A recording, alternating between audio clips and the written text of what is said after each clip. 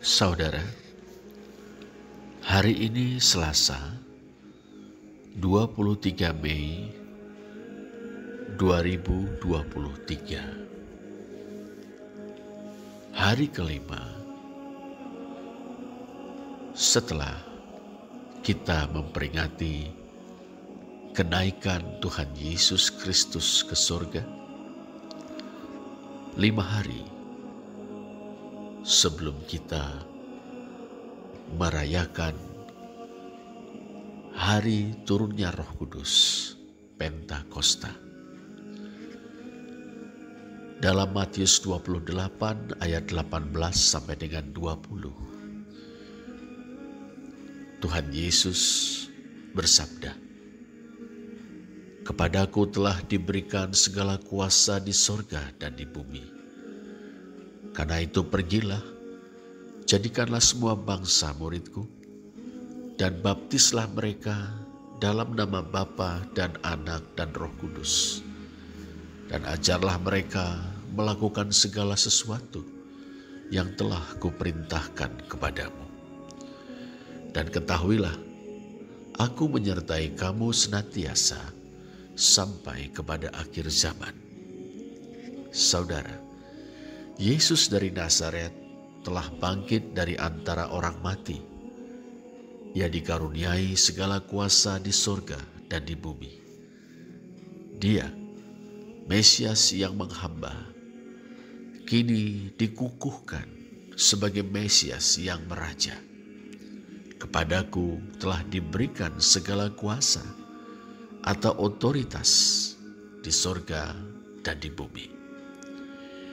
Atas dasar itu, saudara, ia menitahkan ke-11 muridnya untuk memuridkan segala bangsa. Itu berarti mereka harus pergi. Bila dulu Yesus dari Nazaret menjajah desa Milangkori, menjelajahi seluruh Galilea, kini mereka harus pergi dari Galilea, jajah desa Milangkori, untuk menjangkau segala bangsa atau panta ta ethne, keluar dari batas-batas keyahudian. Sebab umat Sang Mesias atau umatnya, holaos autu, meliputi orang-orang dari bangsa Yahudi dan bangsa-bangsa lain.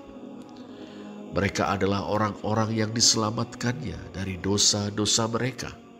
Matius 1 ayat 21. Ia telah memberikan nyawanya sebagai tebusan bagi mereka.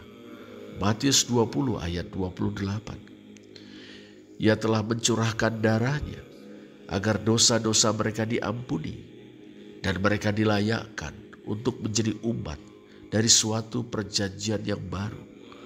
Matius 26 ayat 28. Mereka akan menjadi murid-muridnya yang menyangkal diri, memikul salib, dan mengikut dia dalam perjumpaan yang dahsyat antara kerajaan Allah dan segala kerajaan dunia. Pasas Basileas tu Kospo.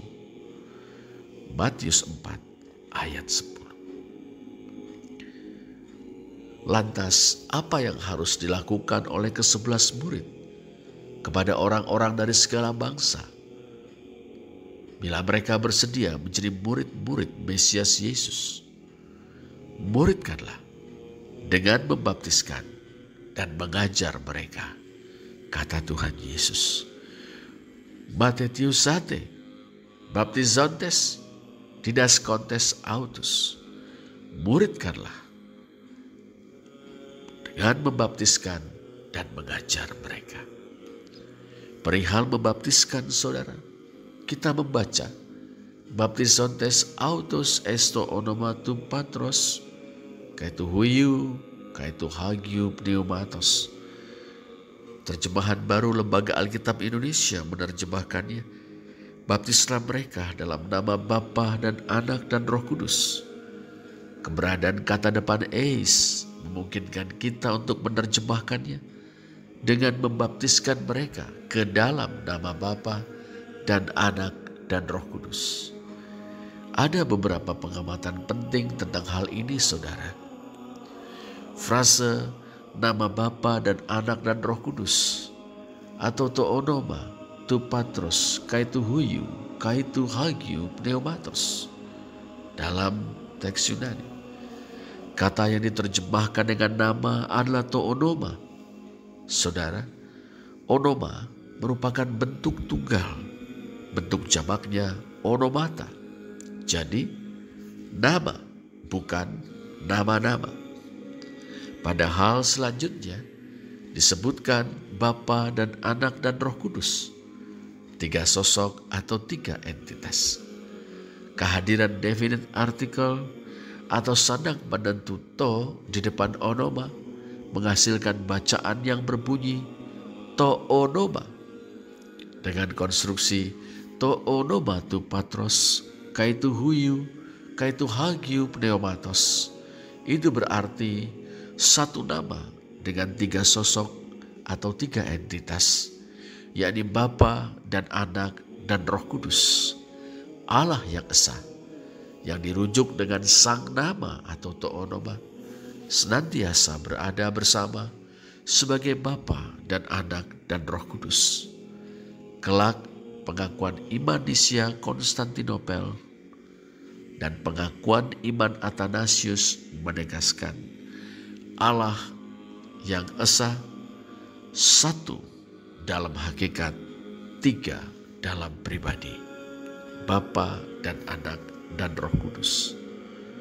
Saudara, membaptiskan orang-orang yang bersedia menjadi murid ke dalam nama Bapa dan Anak dan Roh Kudus berarti mempersekutukan mereka dengan Allah yang esa, Bapa dan Anak dan Roh Kudus. Sebagai murid, mereka adalah milik Allah yang esa. Sebagai murid, mereka hidup di bawah naungannya. Sebagai murid, mereka menjadi anak-anak Allah dalam Yesus Kristus. Sebagai murid, mereka diberdayakan oleh Roh Kudus. Allah adalah Bapa mereka. Anak adalah junjungan mereka, pemimpin mereka, dan guru agung mereka. Roh Kudus akan menguatkan mereka untuk menyangkal diri, memikul salib, dan mengikut sang anak dalam perjumpaan yang dahsyat head to head kerajaan Allah dengan segala kerajaan dunia. Roh Kudus akan memampukan mereka untuk melakukan segala yang diperintahkan Tuhan Yesus kepada mereka.